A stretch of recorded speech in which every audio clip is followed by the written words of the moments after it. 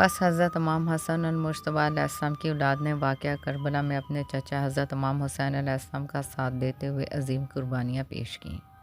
حضرت امام حسین علیہ السلام کا مکہ سے کربلا تک سفر۔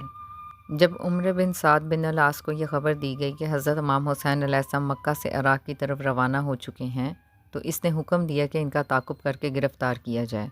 حکومت کے سپاہی گھنٹوں تعاقب میں ادھر ادھر گھوڑے دوڑاتے رہے مگر حضرت امام حسین علیہ السلام کو نہ پا سکے اور واپس مکہ مکرمہ لوٹ آئے۔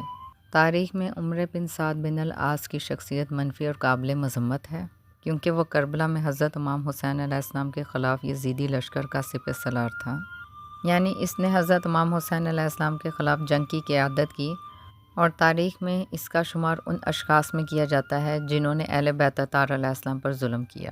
یعنی تاریخی مصادر میں عمر بن سعد بن العاص کو بنو امیہ کے ایک ظالم گورنر کے طور پر دیکھا جاتا ہے جس کا تعلق براہ راست کربلا کے واقعے اور اہل بیت طاہرہ علیہ السلام پر ہونے والے مظالم کے دور سے ہے۔ مدینہ کی گورنری۔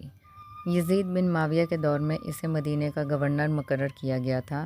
معتبر روایات کے مطابق جب حضرت امام حسین علیہ السلام نے یزید لعین کی بیعت سے انکار کیا تو عمر بن سعد وہ شخص تھا جس نے حضرت امام حسین علیہ السلام اور ان کے ساتھیوں پر دباؤ ڈالا۔ اہل بیت طاہرہ علیہ السلام سے دشمنی۔ اس کے بارے میں مروی ہے کہ جب حضرت امام حسین علیہ السلام کی شہادت کی خبر مدینہ پہنچی تو اس نے خوشی کا اظہار کیا اور کہا کہ یہ یوم بدر کا بدلہ ہے، لہٰذا مورخین اس کا شمار بنو امیہ کے ان کارندوں میں کرتے ہیں جنہوں نے اہل بیت طاہرہ علیہ السلام کے خلاف یزید لعین کی سلطنت کو مضبوط کرنے میں کردار ادا کیا۔ اس کا لقب اشتق اس کی فصاحت یا بعض روایات کے مطابق اس کے چہرے کی ایک مخصوص ساخت کی وجہ سے تھا۔ عقبہ بن سمان کہتے ہیں کہ جب حضرت امام حسین علیہ السلام مکہ مکرمہ سے نکلے تو عمر بن سعد بن العاص نے اپنے بھائی یحییٰ بن سعد کی سرکردگی میں ایک دستہ بھیجا تاکہ وہ حضرت امام حسین علیہ السلام کو عراق نہ جانے دیں اور واپس مکہ مکرمہ لے آئیں، لیکن حضرت امام حسین علیہ السلام نے واپس مکہ آنے سے پہلو تہی کی تو اس دستے کی حضرت امام حسین علیہ السلام کے ساتھیوں سے جنگ ہوئی اور حضرت امام حسین علیہ السلام اور آپ علیہ السلام کے اصحاب نے دلیرانہ مقابلہ کیا اور کوفہ کی سمت اپنا سفر جاری رکھا۔